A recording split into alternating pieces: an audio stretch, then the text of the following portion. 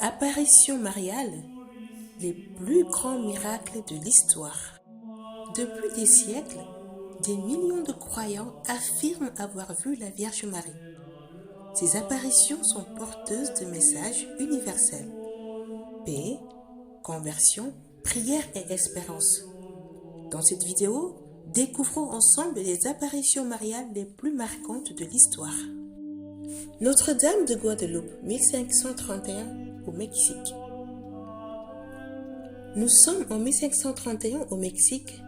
Le pays vient d'être conquis par les Espagnols et l'évangélisation des peuples indigènes rencontre de fortes résistances. C'est dans ce climat tendu qu'un noble indien, Juan Diego, va vivre une rencontre extraordinaire qui marquera l'histoire du catholicisme. Le 9 décembre 1531, Juan Diego traverse la colline de Tepeyac lorsque lumière l'enveloppe. Devant lui apparaît une femme vêtue d'un manteau bleu parsemé d'étoiles. Elle se présente comme la mère du Dieu véritable. Elle demande qu'une église soit construite à cet endroit pour accueillir ceux qui viendront chercher refuge et réconfort. Pour convaincre l'évêque sceptique, la Vierge demande à Juan Diego de cueillir des roses sur la colline en plein hiver. Lorsqu'il ouvre son manteau, appelé Tilma, pour montrer les fleurs, une image miraculeuse apparaît, celle de la Vierge imprimée sur le tissu. Cette image, intacte jusqu'à aujourd'hui, est conservée à la basilique de Guadeloupe. Le message de Guadeloupe est universel. Marie se présente comme une mère proche et compatissante, attentive à chacun de ses enfants. Elle parle dans la langue des autochtones, leur redonne dignité et confiance. Suite à cette apparition, des milliers d'Indiens demandent le baptême.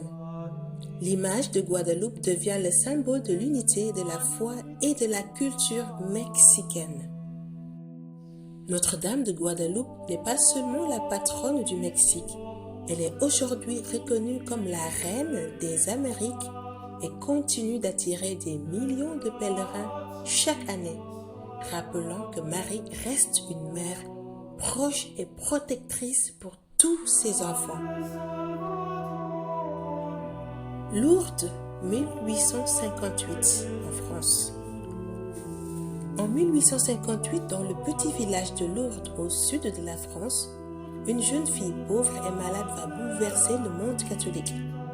Bernadette Soubirous, âgée de 14 ans, vivait dans une extrême pauvreté avec sa famille. Elle ne savait ni lire ni écrire, mais elle fut choisie pour recevoir un message céleste. Le 11 février 1858, près de la grotte de Massabielle, Bernadette voit une dame vêtue de blanc, avec une ceinture bleue et un chapelet à la main. Cette apparition se reproduira 18 fois entre février et juillet. La dame lui demande de prier, de se convertir et d'encourager les fidèles à venir en procession. Lors de la 9e apparition, la Vierge demande à Bernadette de gratter la terre et d'y boire l'eau. À cet endroit jaillit une source qui coule encore aujourd'hui. Rapidement, des guérisons extraordinaires sont rapportées. Certaines sont si inexplicables que l'Église les reconnaîtra comme des miracles.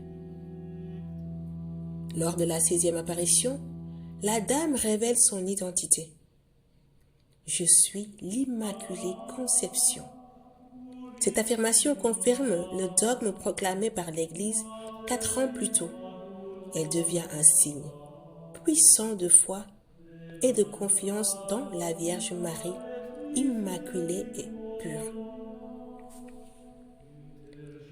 Depuis plus de 160 ans, Lourdes est l'un des sanctuaires les plus visités au monde. Chaque année, des millions de pèlerins viennent y chercher consolation, guérison et paix. Des processions aux flambeaux illuminent la ville et la prière du chapelet résonne en de nombreuses langues. Lourdes reste un signe vivant de l'amour de Marie pour ses enfants. À travers l'eau de la source, les prières et les conversions, la Vierge continue d'apporter espérance et guérison aux âmes du monde entier. Fatima, 1917, Portugal. En 1917, l'Europe est déchirée par la Première Guerre mondiale. Dans un petit village portugais appelé Fatima, 3 enfants bergers vont vivre une expérience qui marquera profondément l'histoire de l'Église. Entre mai et octobre 1917, la Vierge Marie apparaît à Lucie, François et Jacinthe. Elle se présente comme Notre-Dame du Rosaire et leur confie 3 grands messages: la prière, la pénitence et la conversion. Elle insiste particulièrement sur la récitation quotidienne du chapelet pour obtenir la paix dans le monde. Le 13 octobre 1917, devant plus de 70 000 personnes, se produit un phénomène extraordinaire, connu sous le nom de miracle du soleil. Le soleil semble danser dans le ciel, changeant de couleur, projetant des lumières sur la foule et donnant l'impression de tomber sur la terre avant de reprendre sa place. Ce signe, attesté par croyants et non-croyants, conforte la vérité des apparitions. Fatima devient rapidement un centre spirituel majeur. Les messages de prière, de conversion et de paix trouvent un écho mondial, surtout durant les guerres et les crises du XXe siècle. Aujourd'hui encore, des milliers de pèlerins se rassemblent chaque année au sanctuaire de Fatima. Fatima nous rappelle l'urgence de la prière et de la conversion. Le message de Marie simple mais puissant demeure actuel. Seul l'amour vécu dans la foi peut apporter une paix véritable au monde.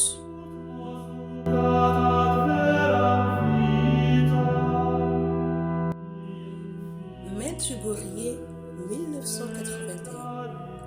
En juin 1981, dans le petit village de Medjugorje en Bosnie-Herzégovine, 6 jeunes adolescents affirment voir la Vierge Marie. Elle se présente comme la reine de la paix et transmet des messages d'espérance, de conversion et de prière. Les apparitions se répètent régulièrement et encore aujourd'hui, plusieurs des voyants affirment recevoir des visites et des messages. Le cœur de son appel est simple: prière quotidienne, jeûne, confession, lecture de la Bible et Eucharistie. 5 pierres spirituelles pour retrouver la paix intérieure et rapprocher le monde de Dieu.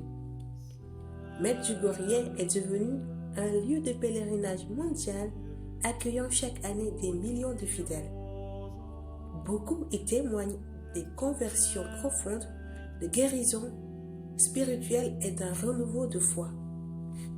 Bien que l'Église n'ait pas encore reconnu officiellement les apparitions, elle autorise les pèlerinages et encourage à accueillir les fruits spirituels qui en jaillissent.